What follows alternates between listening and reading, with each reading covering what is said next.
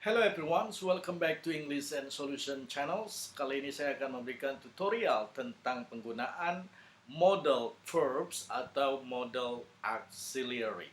Pada episode sebelumnya saya sudah berikan beberapa auxiliary dalam penggunaan beberapa bentuk tenses. Tapi kali ini modal verbs, auxiliary verbs. Ada beberapa kata dalam bahasa Inggris yang termasuk modal. Contohnya can dengan could, may dengan might, shall dengan should, must dengan ought to, will dengan would, ya. Dan modal ini digunakan untuk beberapa ekspresi yang berbeda, different expression, a few different expression seperti ability, ekspresi ability artinya kemampuan. Kemudian possibility artinya kemungkinan, obligation, kewajiban, intention, keinginan, permission, permohonan, ya. Jadi modal ini digunakan untuk beberapa ekspresi. Baik, sebelum kita lanjut, please click like and subscribe to my channel. Thank you very much. Can digunakan untuk ability, kemampuan, dalam bentuk present. Contohnya, I can speak English. I can speak Spanish. Oh yeah, habla español muy bien and parla italiano molto bene. I can speak Italian too. So that is the ability. If you want to practice the ability with can, it's simple question.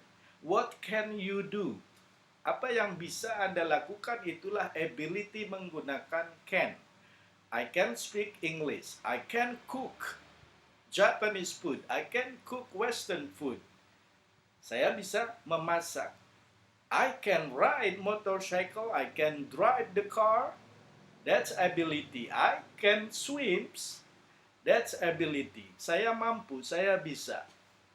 Now what can you do? That is your ability. Kemudian can juga digunakan untuk permission, permohonan. Contoh dalam kalimat, can I go to the restroom for 1 minute? Excuse me. Can I get an extra plate? Can I get a table with 4 chairs? Can I borrow your ballpen please for 1 minute? Nah, itu permohonan, ya, atau permintaan sesuatu. Itu digunakan sebagai modal permission, can. Jadi can bisa digunakan untuk ability, kemampuan, dan possibility, dan permission, permohonan. Kemudian could juga bisa digunakan ability, tetapi could ini bentuk past tense, bentuk yang sudah lampau. Contohnya tadi, I can ride motorcycle bisa menggunakan could dalam bentuk past tense. I could ride motorcycle when I was 10 years old. Saya bisa mengendarai motor ketika usia 10 tahun, itu sudah lampau. Jadi menggunakan could. I could swim when I was 7 years old. Saya bisa berenang sejak usia 7 tahun. Itu ability di masa yang lampau. I could eat spicy food before, but now I can't eat spicy food. Ya, jadi could dengan can, perbedaannya can buat present, could digunakan ability untuk bentuk past tense. Kemudian untuk permission, could berarti lebih sopan. Dalam tutur sapa, dalam kalimat, could itu berarti kata yang lebih sopan dari can. Jadi, jika kalian bilang, can I get an extra plate? Bisa bilang lebih sopan dengan could.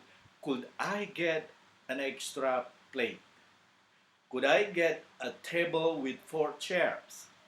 Could I borrow your pen, please? Could I go to the restroom for 1 minute? So itu bahasa yang lebih sopan. Ya. Jadi keduanya bisa digunakan untuk ability dan permission, tapi could lebih sopan dari can. I could help you. Could you help me please? Kita bisa bilang can you help me please? Tapi lebih sopan could you help me please? I could help you. Oke. Nah, sekarang penggunaan may dengan might. May ini adalah willing, keinginan atau untuk melakukan sesuatu, willing, karena will ini sebelumnya digunakan sebagai auxiliary dalam bentuk future tense. Jadi akan melakukan sesuatu. Nah, untuk modal will di sini untuk willingness. I will come to your birthday party.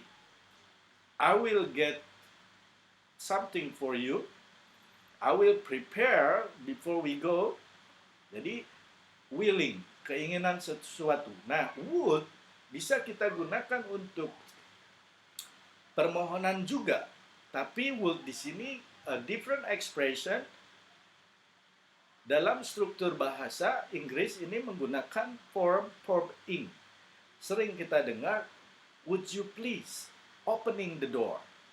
Jadi ketika kita menggunakan statement menggunakan would you atau would you please opening the door. Jadi bukan would you please open the door for me, tetapi would you please opening the door.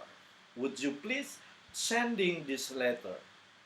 Would you please finishing this work.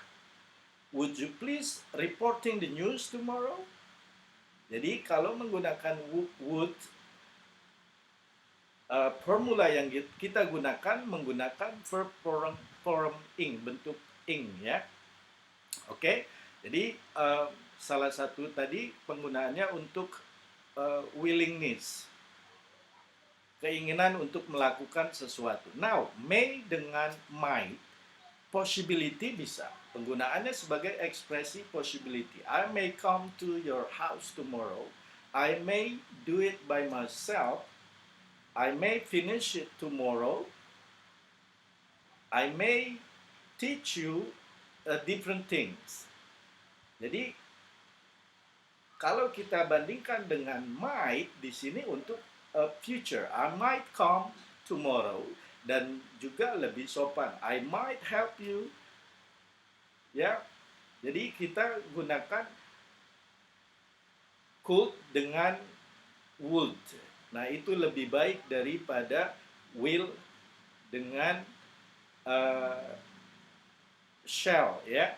Nah, ada kata shall dengan should sebagai a suggestion, giving suggestion, sugesti ya, memberikan sugesti, saran. Contohnya, you should come tomorrow.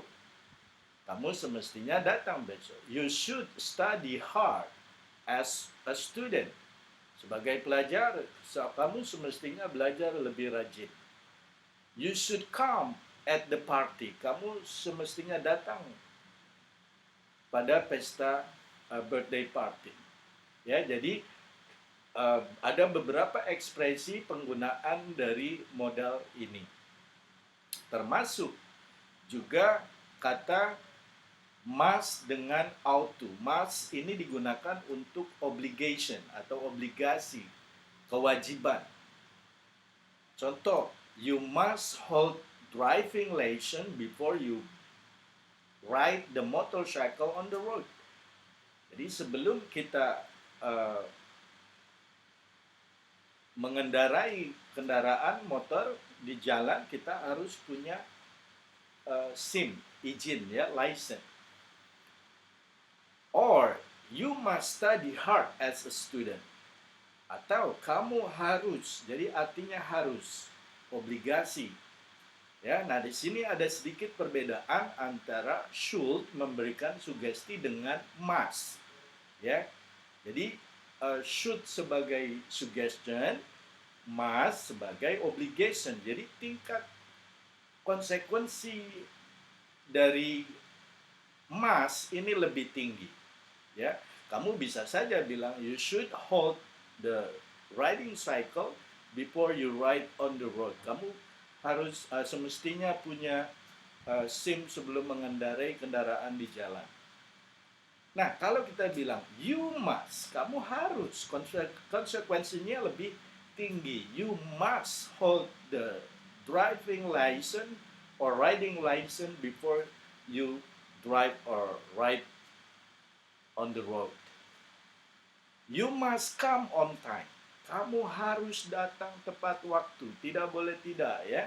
Jadi ada konsekuensi di situ yang lebih tinggi dari sekedar saran, giving suggestion.